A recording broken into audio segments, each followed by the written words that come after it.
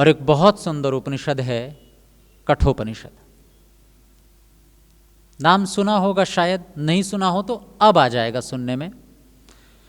नचिकेता और आचार्य यम की कहानी, हो सकता है पाठ्यक्रम की पुस्तकों में कभी पढ़ ली हो, एक कहानी की तरह। लेकिन वो कहानी केवल कहानी नहीं है, एक मनोविज्ञान है। सोचिए किसी ऋषि मुनि ने अपने जीवन के कुछ दिन निकालकर कुछ लिखा होगा, तो व्यर्थ में थोड़ी लिखा होगा।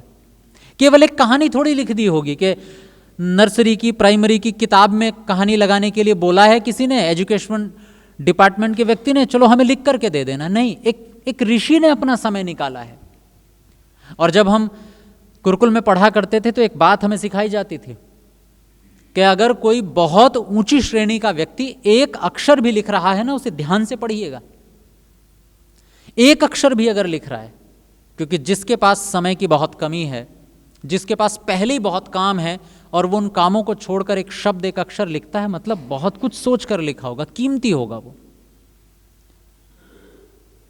इसलिए जब उपनिषद की एक एक पंक्ति हमें पढ़ने को मिलेगी तो शायद इन 7 दिनों में हम बहुत कुछ लेकर के जाएंगे। तो आइए उस धारावाही कथा और कथा में छुपे मनोविज्ञान का हम सहारा लेकर के इन 7 दिनों तक कुछ समझने का प्रयास करते हैं। छोटे बच्चों को भी समझ में आएगी। कहानी एक छोटे से बालक की है और मुझे आश्चर्य होता है कि मृत्यु जैसी चीज को समझाने के लिए, मतलब जीवन का जो सबसे कड़वा सच जिससे हर व्यक्ति बचना चाहता है, हम चाहते हैं कि सांस चलती रहे, लेकिन कठोपनिषद हमें तैयार करती है सबसे बड़े दुख को झेलने के लिए। और एक बार बड़ा दुख झेलना आ गया तो छोटे छोटे दुख तो अपने आप निकल जाएंगे। जो व्यक्ति मार्च अप्रैल में नीम के पत्ते घोट करके पी लेता है, वो फिर छोटी मोटी कड़वी दवाइयों से नहीं घबराता। आप में से कईयों ने चबाए होंगे नीम के पत्ते। बचपन में लगता था डर। छोटे बच्चों को जब दवाई दी जाती है ना, तो घोट करके दी जाती है चम्मच में, क्योंकि कड़वी दवाई नहीं पी पाते। लेकिन एक बार हमने अपने आप को तैयार कर लिया कि हम इतना कड़वा भी घोल करके नहीं पी सकते, हम चबा सकते हैं, तो फिर बाकी छोटी मोटी चीजें तो यूं ही निकल जाती हैं। लेकिन आश्चर्य होता है कि इतने भारी भरकम विषय को समझाने के लिए एक छोटे बालक को कैरेक्टर के रूप में लिया गया। कितना बालक होगा वो? 12-13 साल का, 14-15 साल का बालक। क्या समझा पाएगा वो? यही बस पूरा मनोविज्ञान छिपा हुआ है। कहानी में थोड़ा सा बढ़ते हैं। कहानी प्रारंभ होती है, उशन हवाजश्रवसौ सर्ववेदसम ददौ। उशन हवाजश्रवसः सर्ववेदसम ददौ। एक बार की बात है, वाजश्रवा नाम के एक व्यक्ति, उन्होंने एक बहुत बड़ा यज्ञ किया और यज्ञ में दक्षिणा देनी बहुत जरूरी होती है। बिना दक्षिणा के यज्ञ पूरा नहीं होता। गीता का एक बहुत सुंदर सा श्लोक है, हम जो भी काम करते हैं उस काम को करने के 2 तरीके होते हैं। एक तो यूं ही आप घास सी काट दीजिए, अनमने मन से कोई काम कीजिए। दूसरा तरीका है जरा अपना पूरा का पूरा 100% भावना खर्च करके उस काम को कीजिए, तो आपको रस आएगा, आपको आनंद आएगा। और ये अंतर आप देख सकते हैं। आपके घर में कोई कार्यक्रम हो, कल सुबह से कार्यक्रम शुरू होना है, ये भी आपका घर ही है, आर्य समाज भी हमारा घर ही है। उसमें 2 तरह के व्यक्ति काम कर रहे होते हैं। एक तो वो जो प्रतिदिन के वेतन पर लाए गए होते हैं, दूसरे वो जिनका वो स्वयं का काम होता है। ऐसे 2 व्यक्ति लगे हुए होते हैं। जो वेतन पर लाए गए होते हैं वो अपना समय देखते हैं, 5 बज गए, 6 बज गए, और अगर 6 बजे जाना है तो 5:30 बजे ही काम समाप्त करके हाथ पैर धोना शुरू कर देते हैं और 6 बजे हम खड़े हो जाते हैं, इससे ज़्यादा हमें नहीं करना। और अगर 6 बजे से अधिक 10 मिनट के लिए अगर आप उनसे काम करने के लिए कह दें तो 10 मिनट उनके लिए लगभग 2-3 घंटे जैसे बीतते हैं। वो तैयार कर चुके हैं अपने आप को, इससे ज़्यादा नहीं करना।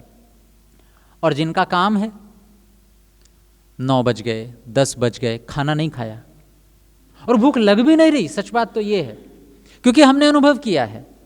हमारे यहाँ ऋषि मेला होता है, आपके यहाँ जैसे कार्यक्रम होता है, हमारे यहाँ परोपकारिणी सभा में ऋषि मेला होता है। आप में से कुछ लोग गए भी होंगे उसमें। और ऋषि मेले के 2-3 दिन वो तैयारी के ऐसे बीतते हैं कि खाने का समय दोपहर को 12 बजे है तो 2-3 बजे ठंडा भोजन जा करके कर रहे हैं और अच्छा लग रहा है, किसी से कोई गिला शिकवा नहीं, किसी से कोई शिकायत नहीं, हमारे लिए गर्म रोटी है क्यों नहीं है, हम तो काम कर रहे हैं।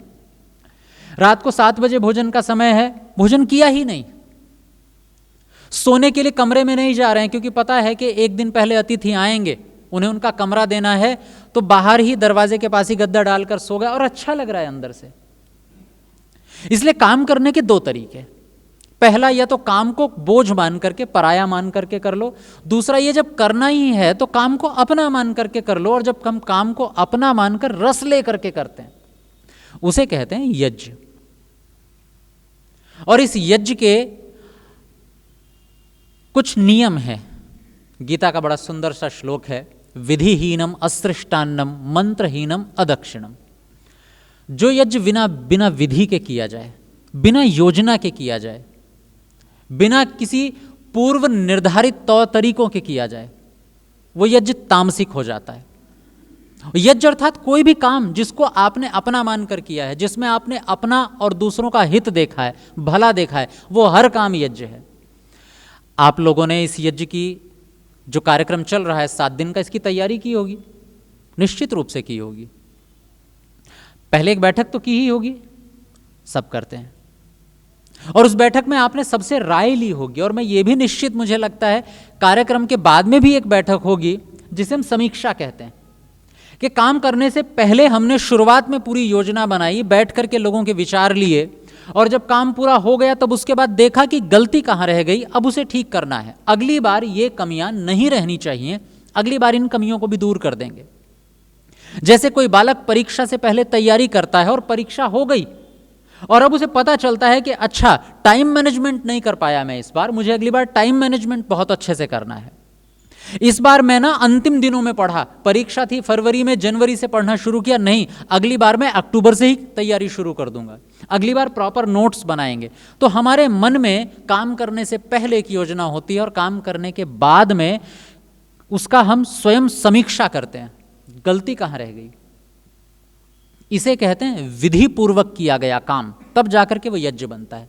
लेकिन अगर विधि छोड़ दी जाए, विधिहीनम, तो कोई भी काम तामसिक बनते देर नहीं लगती।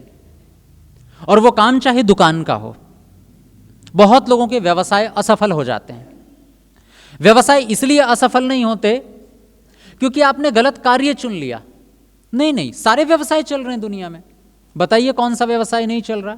हर तरह की दुकानें चल रही हैं, हर तरह के सामान बिक रहे हैं, कुछ सफल और कुछ असफल हो जाते हैं क्योंकि एक ने योजना बनाई और दूसरे ने योजना नहीं बनाई।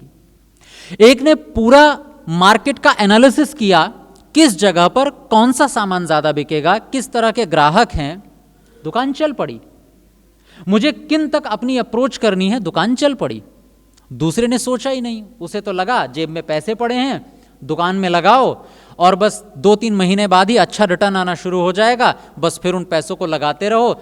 और दिमाग में ख्याली पुलाव पका रहे हैं लगातार, बैठे 2-3 घंटे, फिर ऐसा होगा, 4 महीने बाद ये होगा, 5 महीने बाद ये होगा, 6 महीने बाद मेरे पास एक गाड़ी आएगी, और 2-4 साल बाद एक बढ़िया घर बनाऊंगा, और 2-4 साल बाद गाड़ी बहुत बढ़िया वाली ले लूंगा, और फिर देखो मेरे मित्रों से कहीं ऊपर पहुंच जाऊंगा। ये ख्याली पुलाव 2 घंटे तक पकते रहते हैं। लेकिन जब उतरते हैं काम कार्य क्षेत्र में, शुरू करते हैं, धड़ाम से नीचे गिरते हैं। क्योंकि योजना बनाने में और पुलाव पकाने में एक बहुत बड़ा अंतर होता है। पुलाव पकाते समय हम केवल अच्छा सोचते हैं, ऐसा होगा, ऐसा होगा, ऐसा होगा, ऐसा होगा, ऐसा होगा। और योजना बनाने में जहां हम अच्छा सोचते हैं वहां हम क्या कहां गड़बड़ी हो सकती है वो भी साथ में सोचकर चलते हैं, और केवल आगे नहीं बढ़ जाते। मैं यहां पर रुकने के लिए कहूंगा आपको, यहां थोड़ा सीखिए कि जीवन को कैसे आगे बढ़ाना है। केवल और केवल विचार करते हुए तेज नहीं दौड़ना, रुकिए और यह सोचिए कि कहां समस्या आ सकती है। आ गई तो नोट कीजिए उसको। समस्या आ सकती है तो उसका समाधान तत्काल सोचिए, आगे मत बढ़ जाइए। चाहे वो आपका आध्यात्मिक क्षेत्र हो, चाहे वो आपका परिवार हो, आप परिवार में भी बहुत अच्छी योजनाएं चाहते हैं, परिवार अच्छे से चले, हमारे घर में तालमेल बढ़िया हो। अभी जैसे आप हैं, आपके 2 बच्चे हैं, तो आपने इनके भविष्य को लेकर के कुछ सोचा होगा, निश्चित सोचा होगा। बच्चे 10 साल के होंगे तो इन्हें इस तरह के स्कूल में भेजा जाएगा, बच्चे और थोड़े बड़े होंगे तो ये क्या कर सकते हैं, इनके अंदर क्या योग्यताएं हैं, उसके लिए मैं अलग अलग चीज़ें सिखाऊंगा इनको, ताकि मुझे पता चले ये किस क्षेत्र में जा सकते हैं। कुछ बेसिक चीज़ें तो बच्चों में होनी ही चाहिए, वो ज़रूर सिखाऊंगा। जैसे बातचीत करनी आनी चाहिए बच्चों को, जैसे बच्चों को फेलियर झेलना आना चाहिए। संभवतः आप ही आए थे ऋषि उद्यान, बस से आए थे, और आप ही ने शायद मुझे एक बात कही थी, और मैंने वो लगभग 10-20 मंचों पे कह दी होगी, क्योंकि मुझे बहुत अच्छी लगी। मैंने आप ही से संभवतः बातचीत करते हुए पूछा था कि पुत्री थी या पुत्र थे कि आप क्या कर रहे हैं, तो बोले स्पोर्ट्स में अभी ज्वाइन किया हुआ है। तो मैंने उनसे पूछा कि स्पोर्ट्स में रुचि है बच्चे की इसलिए, तो नहीं, उनका उत्तर था कि इसलिए क्योंकि स्पोर्ट्स एक ऐसा विषय है कि जिसमें बच्चा फेल होना सीखता है। बाकी सब तो हम सिखा देते हैं बच्चे को, फेल होना कब सिखाएंगे, हारना कब सिखाएंगे? वो बहुत जरूरी चीज है। हम बच्चों को हर वो चीज सिखाना चाहते हैं जो उसके जीवन में आने वाली है और वो तैयार रहे पहले से। जैसे हम आजकल बच्चे जागरूक हो गए माता पिता, तो बच्चों को खाना बनाना सिखाते हैं, आना चाहिए, क्योंकि आप अकेले रहेंगे, हॉस्टल में रहेंगे, हॉस्टल के बाद भी रहेंगे, तो खाना बनाना आना चाहिए। ऐसे कुछ कुछ छोटी छोटी चीजें जो बेसिक हैं हम सिखाते हैं।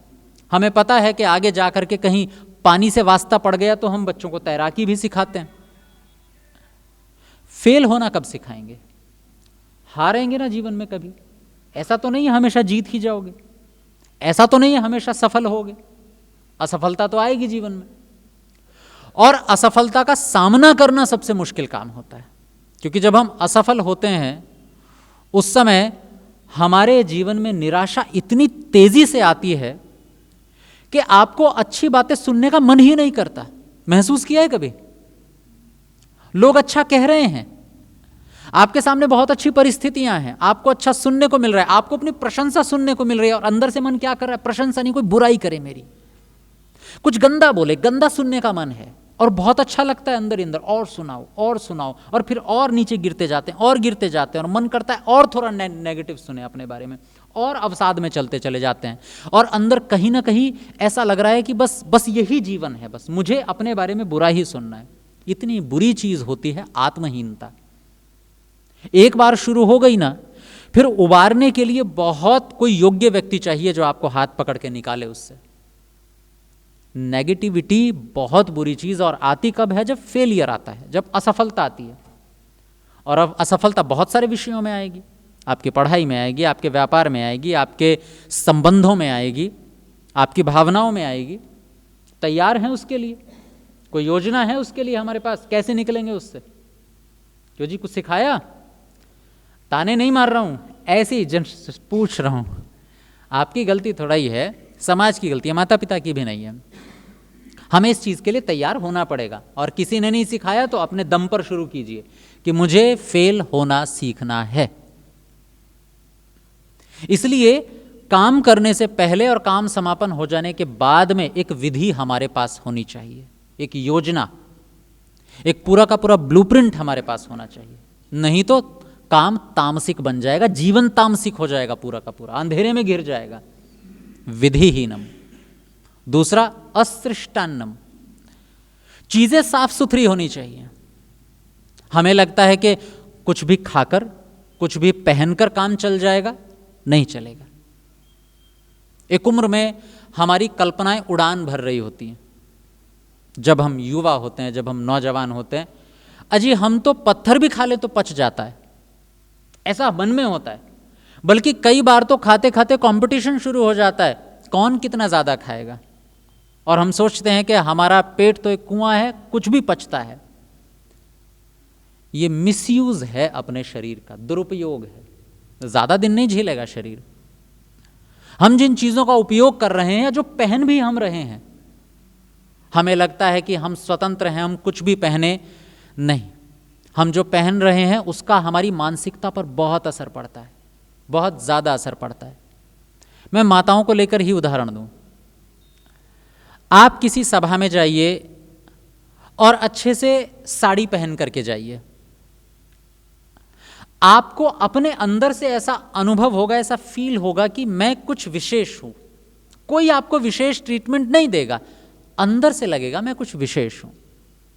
वहीं आप बहुत सामान्य से रोजमर्रा के कपड़े घर पे भी तो पहनते ही हैं ना, जो सुबह सुबह उठ करके आप घर वालों के बीच में यूं ही जनरल कपड़े पहने रहते हैं, या दिन भर के काम करते समय वही कपड़े पहन करके आप किसी स्थान पर जाइए, आपको खुद लगेगा कि मैं थोड़ा सा समाज में थोड़ा पीछे अनुभव कर रहे हैं हम अपने आप को। हमें लगेगा कि हम औरों से थोड़ा कमतर हैं केवल कपड़ों के कारण, और कुछ नहीं। लोग आपको कुछ नहीं कहेंगे, केवल कपड़े आपकी मानसिकता पर असर डालेंगे। ऐसे ही आप पुरुष लोग सामान्य कपड़े जो रोजमर्रा के पहनते हैं उन्हें ही पहन करके किसी जगह जाइए, तब आपको लगेगा आप थोड़े पिछड़े हुए हैं। पिछड़े अर्थात लोग आपको शायद उतना महत्व नहीं दे रहे हैं, जबकि लोग कुछ नहीं कह रहे आपको, बस हल्का सा किसी ने यूं देख लिया तो भी आपको लगेगा अच्छा थोड़ा बुरी दृष्टि से देख लिया, हेय दृष्टि से देख लिया।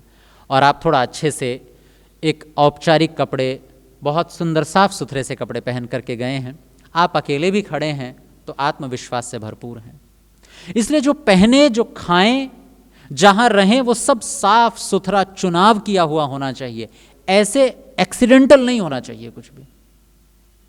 आपने चुनाव किया, यहां प्रभाव देखिए। जब हम यहां चुनाव कर सकते हैं तो जीवन में क्यों नहीं कर सकते। आपके पैरों के नीचे सफेद चादर बिछी हुई है, अच्छा लग रहा है, सात्विक वातावरण है, और इस चादर का रंग बदल करके कुछ भी थोड़ा नीला, थोड़ा पीला, थोड़ा काला बदल दिया जाए तो शायद आप उतनी एकाग्रता से नहीं बैठेंगे, आपकी एकाग्रता में अंतर आ जाएगा, केवल एक रंग के कारण। और कोई बदलाव नहीं है, केवल मात्र एक रंग के कारण इतना बदलाव आ गया, चुनाव किया गया है। किसी बुद्धिमान व्यक्ति ने बैठ करके सोचा है कि सफेद रंग अच्छा होता है, इसलिए ब्रह्मचारियों को गुरुकुल में सफेद रंग के कपड़े देने चाहिए। आपने हॉस्पिटल में तो देखा ही होगा, लाल रंग की चादरें लटकी हुई, खिड़कियों पर लटकी रहती हैं लाल रंग की चादरें। अब मैं बोल रहा हूं तो गर्दन हिला रहे हो, अरे नहीं होती है, उपदेशक की बात पर हामी नहीं भरनी है, नहीं होती हैं, नीले रंग की होती हैं। अब नीले रंग पर भी ना करो, नहीं होती नीले रंग पर भी, केवल दो रंग होते हैं, हरा और सफेद। तीसरा रंग आपको हॉस्पिटल में नहीं मिलेगा, और उसका बीमारी से कोई लेना देना रंग का? हां है। जब एक चिकित्सक ऑपरेशन करता है या जो बीमार व्यक्ति है जब वो हॉस्पिटल में जाता है, पहले से ही बहुत परेशान है, पहले से ही थका हुआ है, बीमार है, चक्कर आ रहे हैं, लाल, पीला, नीला रंग देखेगा और ज्यादा विचलित होगा। इन रंगों को देख करके हम रजोगुण में बहुत ज्यादा भर जाते हैं। जो हरा रंग है, सफेद रंग है, शांत रंग है। अगर आप बीमार हैं भी और उस व्यक्ति को यहां हॉल में बैठा दिया जाए, उसकी आधी समस्या दूर हो जाएगी, केवल सफेद रंग देखते ही। हर चीज महत्वपूर्ण है, तुक्का मार कुछ नहीं चलता जीवन में। इसलिए हम तो स्वतंत्र हैं, मनमर्जी का करें, कर सकते हैं, पर परिणाम भुगतने पड़ेंगे, उसके परिणाम उतने अच्छे नहीं आएंगे जीवन में। इसलिए हर चीज बड़ी सोच समझ कर तय होनी चाहिए। विधिहीनम अस्त्रिष्टान्नम, जो चीज हम प्रयोग कर रहे हैं जीवन के यज्ञ में, चाहे आहुति देने वाले यज्ञ में, बिल्कुल साफ सुथरी होनी चाहिए। मंत्रहीनम, बिना विचार के कुछ नहीं, बिना सोच के कुछ नहीं। पहले एक सोच रखिए, लक्ष्य तय कीजिए। बिना लक्ष्य के किया गया काम सफल होकर भी सफल नहीं होता। हर काम का अपना एक परिणाम होता है। जैसे आप लोगों ने गृहस्थ शुरू किया अपना, बहुत सारे, अधिकतर गृहस्थ ही बैठे, तो गृहस्थ क्या सोचकर शुरू किया था, किस लक्ष्य को लेकर के गृहस्थ शुरू किया था? सब मौन साध गए हैं, मतलब हमें अपना लक्ष्य नहीं पता था गृहस्थ शुरू करते समय। कोई ना कोई परिणाम तो हर चीज का आता है। आप घर से बाहर निकल जाओ, उसका भी एक परिणाम है कि सड़क पर जाके खड़े हो गए, रिजल्ट आ गया उसका। आप ऊपर से कूद जाओ, उसका भी एक रिजल्ट मिलेगा कि मिट्टी इधर की इधर खिसक जाएगी थोड़ी सी। हर क्रिया की एक प्रतिक्रिया, रिजल्ट हर चीज का है। आपने उस रिजल्ट को लक्ष्य बनाया था कि नहीं? क्यों जी, 10 फुट दीवार से नीचे कूदेंगे तो कोई ना कोई तो परिणाम आएगा ना। तेज आवाज होगी, आपके पैर में चोट लगेगी, कुछ भी होगा। आपने टारगेट क्या रखा था कि मुझे क्यों कूदना है? मुझे इसलिए कूदना है, मुझे अपना साहस खोलना है। तो मुझे ऐसी जगह कूदना है जहाँ चोट ना लगे, मिट्टी हो, आप कूद गए, हल्का फुल्का पैर में हल्की सी चोट सी महसूस हुई, थोड़ा दर्द हुआ, पर ठीक हो गया, आपका साहस खुल गया, आपका लक्ष्य पूरा हो गया, आपको अच्छा लगा, हाँ मैं 10 फुट ऊंची दीवार से कूद सकता हूं, अब तक डर रहा था। तो आपका डर खत्म, आपका लक्ष्य पूरा, हो गया काम। ऐसे ही जीवन में किसी भी चीज की जब हम शुरुआत करते हैं तो एक लक्ष्य को तय करते हैं, जी इसलिए हम ये काम कर रहे हैं। किस लिए काम शुरू किया था? गृहस्थ क्यों शुरू किया था? परिवार क्यों शुरू किया था? किसके लिए? हमारे पास तो कोई लक्ष्य ही नहीं है, हमारे पास तो कहीं कोई मील का पत्थर लगा हुआ नहीं है, जी हमें यहां जाना है। और जब हमारे पास कोई लक्ष्य ही नहीं है तो जीवन में जब भी बाधा आती है तो वो बाधा बहुत बड़ी परेशानी लगती है। आप यूं ही सड़क पर जा रहे हैं, कहां जाना है नहीं पता, गाड़ी खराब हो गई तो वो एक समस्या है, और वो समस्या बड़ी समस्या है। लेकिन अगर अगले ही समय पत्थर लगा मिल गया कि अच्छा 5 किलोमीटर और बची है जगह जहां मुझे जाना था, तो अब ये समस्या नहीं लगेगी आपको। अब लगेगा अरे 400 किलोमीटर जाना था, 395 किलोमीटर आ गए ना, कोई बात नहीं है, तो जल्दी से ठीक करके 5 किलोमीटर और चल लेंगे। तो अब ये समस्या नहीं लगेगी, कर लेंगे आप इसको ठीक, क्योंकि लक्ष्य सामने है, पूरा होता दिखाई दे रहा है। हम जब काम शुरू करते हैं, चाहे हम घर परिवार को शुरू करें, चाहे हम कोई सामाजिक काम शुरू करें, अपने जीवन में किसी काम की शुरुआत करें, व्यापार की शुरुआत करें, आने वाले जो झटके होते हैं, जो छोटे छोटे खट्टे मीठे अनुभव होते हैं, वो ज्यादा परेशान तब करते हैं जब लक्ष्य ही नहीं पता कि करना क्या है। हमें पता है कि हमने बच्चों के लिए गृहस्थ में कदम बढ़ाया था, मुझे अपनी संतान को अपने से अच्छा बनाना था।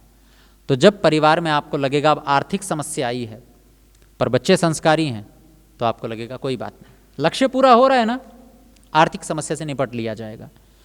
कभी आप दोनों व्यक्तियों में आपस में मनमुटाव हो जाए, आपको बहुत समस्या नहीं लगेगी, जिसके लिए कर रहे थे वो ठीक चल रहा है ना, बच्चों के संस्कार अच्छे हैं, बच्चे योग्य बन रहे हैं, कोई बात नहीं, अपन आपसी तालमेल से इसको सुलझा लेंगे।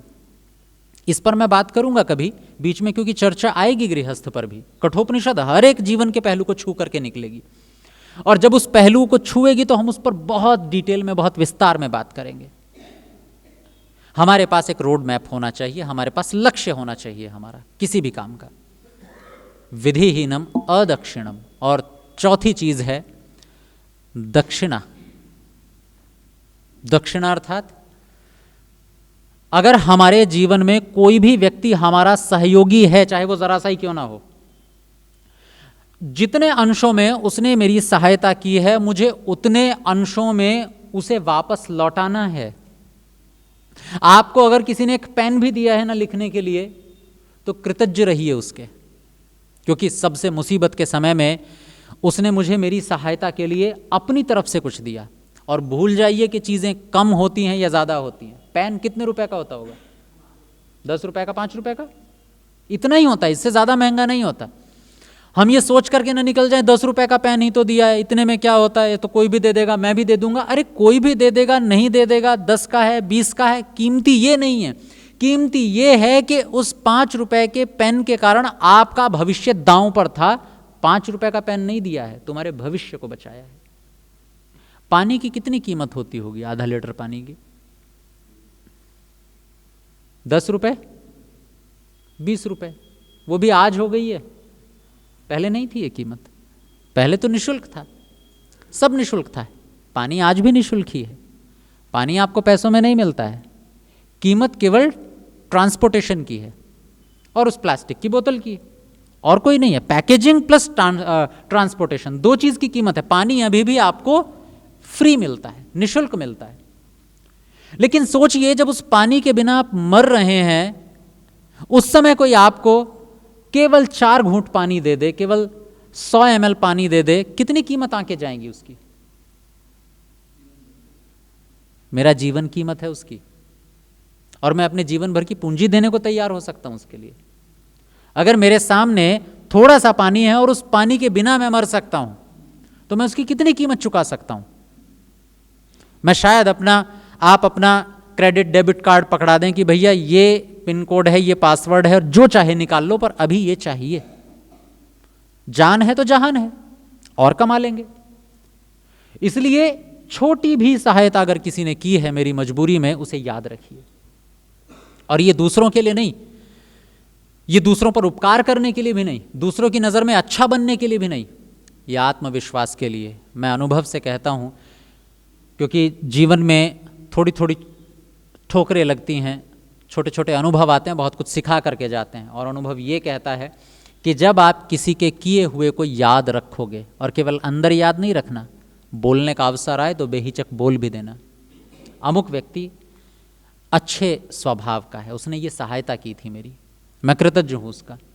उस दिन उस व्यक्ति को कितना अच्छा लगेगा नहीं पता, लेकिन उस दिन आप बहुत खुलेपन में जीना शुरू कर देंगे। आपके अंदर के जो थोड़ी भी कुछ कहीं पर संकोच था, कहीं पर अगर आपके विचार थोड़े से कमतर हो रहे थे, कहीं आप अपने आप को कुछ कम अनुभव कर रहे थे, खुलापन खत्म हो रहा था, जीवन से रस खत्म हो रहा था, अवसाद में जा रहे थे, चिंता में थे, तनाव में थे, और उस दिन आप देखेंगे कि एक किसी व्यक्ति के किए हुए को स्वीकार करने मात्र से आप अंदर से अपने आप सकारात्मकता, पॉजिटिविटी में भर गए, केवल इतने मात्र से। अभी कुछ दिनों पहले का अनुभव बताता हूँ, क्योंकि जो मैं बैठा हूँ मैं भी इंसान हूँ, रोबोट नहीं हूँ, परफेक्ट नहीं है हम, मैं भी नहीं हूँ, मेरे जीवन में भी परेशानियाँ आती हैं, निश्चित आती हैं। और अगर आप ये सोच करके सुन रहे हैं कि नहीं मैं बिल्कुल परफेक्ट हूँ, परफेक्ट ही आपको बात बताऊंगा, ऐसा बिल्कुल नहीं है। लगभग 1 महीने पहले की बात है, मैं बहुत परेशान था किसी बात को लेकर, और मैं कार से वापस अजमेर जा रहा था, बहुत परेशान मन। मुझे लग रहा था कि ये 7-8 घंटे की यात्रा ऐसी तनाव में जाएगी, परेशानी में ही जाएगी। कितनी छोटी सी चीज़ हमें चेहरे पर मुस्कान ला सकती, कितनी छोटी सी चीज़। मैं जा रहा था तो सामने एक वैन चल रही थी, मारुति वैन, और उस वैन में पीछे की तरफ बच्चे बैठे हुए थे, शायद स्कूल के बच्चे होंगे वो। और मैं ये भी बता दूं कि मैं कहाँ था, मैं आपके यहाँ से पुस्तकें लेकर के राई से और पेरिफेरल एक्सप्रेस वे जो है वहाँ से अजमेर की तरफ जा रहा था। सामने वैन और कुछ बच्चे जा रहे हैं, और उन बच्चों का एक स्वभाव मुझे अच्छा लगा कि वो जिस भी गाड़ी को देख रहे हैं उसके ड्राइवर को हाय हाय हेलो करते करते जा रहे हैं। शायद बच्चे करते होंगे, मुझे नहीं पता, तो वो सबको करते जा रहे हैं, हर ड्राइवर को, कोई जवाब दे रहा है, कोई नहीं दे रहा है। मेरी गाड़ी पीछे थी तो मुझे किया तो मैंने भी कर दिया उनको, मैंने भी हाथ हिलाया, और फिर मैं बहुत परेशान था, मुझे केवल हाथ हिलाने से मुझे अच्छा सा लगा। मैंने अपनी गाड़ी की स्पीड कम की और लगभग आधे घंटा केवल उन बच्चों के पीछे पीछे रखी, केवल पीछे पीछे, बस वो कुछ करते जाते, मैं प्रतिक्रिया देता जाता, और वो मेरा आधा घंटा मुझे लगा कि मेरे पिछले 2-3 साल का सबसे सुंदरतम आधा घंटा बीता है। कुछ नहीं मिला मुझे उनसे, ना उन्होंने कुछ दिया ना मैंने उनको कुछ दिया, बस केवल एक व्यक्ति ने, जब मैं बहुत परेशान था उस समय केवल मेरी तरफ हाथ हिलाया, मतलब कुल मिलाकर मुझे महत्व दिया, मैं हूं ये एहसास कराया, मैं भी हूं। जानबूझकर नहीं किया उन्होंने, उन्हें नहीं पता मैं कौन हूं, इन्हें हाथ हिलाना चाहिए नहीं हिलाना चाहिए, वो सबको कर रहे हैं, पर इतने मात्र से अच्छा लग गया। और मुझे लगा कि देखो आप कितने ट्रीटमेंट ले लो, आप कितने लोगों के पास जा कर के सेशंस ले लो कि हम परेशान हैं, तनाव में हैं, दवाइयाँ ले लो, वो एक छोटा सा हाथ हिलाना आपकी हर दवाई पर भारी पड़ जाता है। आपके लिए किसी ने थोड़ा भी कुछ किया है, याद रखिए वो कीमती है। जब आप सबसे ज़्यादा मुसीबत में थे तब किया गया है, उसकी कीमत मत आंकिएगा। कभी लड़ाई झगड़े में, मैं निवेदन कर रहा हूँ आपसे, कभी लड़ाई झगड़े में ना ये चीज़ मत गिनाइएगा कि इतने रुपए का सामान दिया था और उतने रुपए का सामान दिया था, क्योंकि अगर जहाँ कीमत बीच में आ गई, जब दिया गया था वो कीमत से नहीं दिया गया था, जब दिया गया था तो भावनाओं से दिया गया था, जब दिया गया था आपकी ज़रूरत समझ करके दिया गया था। इसलिए कीमत गिनाना शुरू कर देना कि इतने रुपए का सामान मैंने उस दिन दिया था आपको, इससे नीचे और क्या गिरेंगे हम। और मुझे नहीं लगता हम सब में से किसी के पास ये समस्या है कि हम खाना और छोटी मोटी चीज़ों में पैसों की तंगी से जूझ रहे हैं। नहीं जूझ रहे ना, खाना आराम से मिल रहा है, ठीक। पैसों को लेकर के कभी झगड़ा मत कीजिएगा, विवाद नहीं, विवाद कीजिए खूब कीजिए, पैसे बीच में नहीं आने चाहिए। और अगर हम इन चीज़ों का ध्यान नहीं रख पाते, अगर हम योजना बना करके काम शुरू नहीं करते हैं, अगर हम जिन चीज़ों का उपयोग अपने जीवन में कर रहे हैं, चाहे वो भोजन हो चाहे कपड़ा हो, उनका चुनाव ढंग से नहीं कर रहे हैं, हमारे पास एक लक्ष्य नहीं है, तो हमारा काम तामसिक बनेगा, हम नहीं सफल होंगे। और अंतिम बात है दक्षिणा। जिसने हमारे लिए कुछ किया है स्वीकार कीजिए, प्रतिफल में दीजिए उसको। और बस यही सवाल वाजश्रवा के मन में भी था कि मैंने यज्ञ तो बहुत बड़ा कर लिया, अब दक्षिणा देने की बारी है, क्या दूं दक्षिणा में।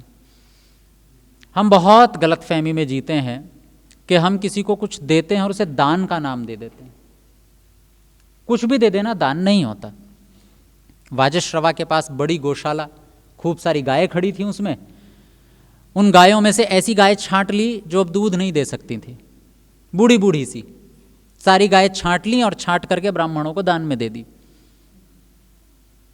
दान शब्द सर्ववेद समददौ, जो कुछ उसके पास था वो सब का सब दे दिया और लगा कि मैं तो बहुत बड़ा दानी हो गया हूं, दक्षिणा में बहुत चीजें दे दी मैंने। हमारे मन में भी ऐसी भ्रांति चलती है कई बार कि अभी अभी हम कपड़े दान करके आए हैं, दिवाली की सफाई चल रही थी, पुराने कपड़े निकाले, किसी की जेब फटी हुई थी, कोई पहन पहन के मैं थक गया था, अब पहन नहीं पा रहा हूँ, थोड़ा फर्नीचर था, थोड़ा यहाँ से उखड़ रहा था, सोफ़ा रखा था तो उसका थोड़ा सा कुशन फट गया था, तो चलो इनको बाहर निकालते हैं और किसी को दे देते हैं, और उस देने को हम कहते हैं ये हमने दान दिया है। ऐसा नहीं है कि सामने वाले के काम का नहीं था, उसके पास वो भी नहीं था तो उसके लिए तो बड़ी चीज है, उसके लिए एक बड़ा सहयोग है। मैं अपनी भावना को साफ करने की बात कर रहा हूं, दूसरे को कितना लाभ मिला वो अलग चीज है, पर क्या मैंने सच में दान के लिए दिया है? मैंने अपनी जगह खाली की है। सच बात यह है, सहयोग के लिए देता तो जरूरत तो उसको 1 साल से थी, उसको तो 1 साल से जरूरत थी ना, 1 साल पहले क्यों नहीं दिया? अगर सहयोग की भावना थी तो 1 साल पहले भी तो मुझे पता था ना कि अमुक अमुक जगह पर कुछ जरूरतमंद लोग रहते हैं, तब क्यों नहीं दिया मैंने तब क्यों दिया जब दिवाली की सफाई पर मुझे घर खाली करना था, जब मुझे नया सोफा लाना था तब पुराना निकाला, तो अब तो पुराने को कहां डाला जाए? तो 2 ही जगह याद आती हैं, या तो किसी जरूरतमंद को दे दो, अच्छी बात है, मैं देने के लिए मना नहीं कर रहा हूं, पर अपने मन में घमंड मत पालिए बस, क्योंकि यहां से हमारी समस्या शुरू होती है। सामने वाले को तो लाभ मिल गया पर मैं बेचैन हो जाऊंगा, मुझे अपनी बेचैनी से बचना है, बस मुझे अपने को पवित्र रखना है। तो पहले कोई जरूरतमंद व्यक्ति याद आता है, दूसरा आर्य समाज याद आ जाती होगी कुछ लोगों को कि अच्छा वहां जरूर मतलब कमरे में डाल देंगे तो शायद ठीक चलता रहेगा। दे दीजिए, वहां जरूरत है, मना नहीं है, अच्छा काम है। मैं अध्यात्म पर बात कर रहा हूं, समाज सेवा कितनी हो रही है सो अलग चीज है, मुझे अंदर से कितना सुखी रहना है, तो निकाल दीजिए कि मैंने कोई दान किया है। निजी स्वार्थ था, शुद्ध स्वार्थ था, घर खाली करना है। घर पर नया आएगा, नया तब आएगा जब पुराना जाएगा। इसलिए जब भी किसी को कुछ दो और वो दो जो मेरे काम में नहीं आ रहा है तो उसे दान नाम मत दो, बस मैंने अपना खाली कर दिया। ये आपसी तालमेल है। जैसे एक ग्राहक सामान खरीदने जाता है, इधर से वो पैसे देता है, दुकानदार उसको सामान दे देता है, ना इसने उपकार किया ना उसने उपकार किया, गिव एंड टेक है। एक ने अपना सामान बेचा, दूसरे ने पैसे दे दिए, ऐसी गिव एंड टेक है यहां पर भी। आपका घर खाली हो गया, उसकी जरूरत पूरी हो गई, आप भी सुखी वो भी सुखी, दोनों सुखी। तो दान कब शुरू होता है? फिर दान वहां से शुरू होता है जब चीज मेरे काम की थी, जब मेरे काम की थी और मुझे जिस समय लगा कि सामने वाले व्यक्ति को जरूरत है, जिस समय इंतजार नहीं किया दिवाली की सफाई का, जिस समय लगा कि सामने वाले व्यक्ति को जरूरत है, उसी समय मैंने अपने उपयोग की चीज में से थोड़ा निकाला और दिया, वो दान है। चाहे वो पुराना हो, नया हो, सेकेंड हैंड हो, कुछ भी क्यों ना हो, जरूरत थी, मेरे पास सामान था, मैंने अपने जरूरत में से थोड़ा निकाल करके उसे दे दिया, ये दान है। और वो चाहे, मैंने अभी कहा, चाहे वो 5 रुपए की पेन का ही दान क्यों ना हो, अब वो सहयोग है। यहां वाजश्रवा बड़ा बड़ा यज्ञ कर रहे हैं, और जब दान देने की बारी आई, दक्षिणा देने की बारी आई, तो जो बूढ़ी गाय थी निकाल करके ब्राह्मणों को सौंप दी, ले जाओ, ये हो गया दान। और यहां आपको समझ में आएगा कि कठोपनिषद जैसा बड़ा मुद्दा समझाने के लिए 12 साल के बच्चे का चुनाव क्यों किया कठोपनिषद के लेखक ने।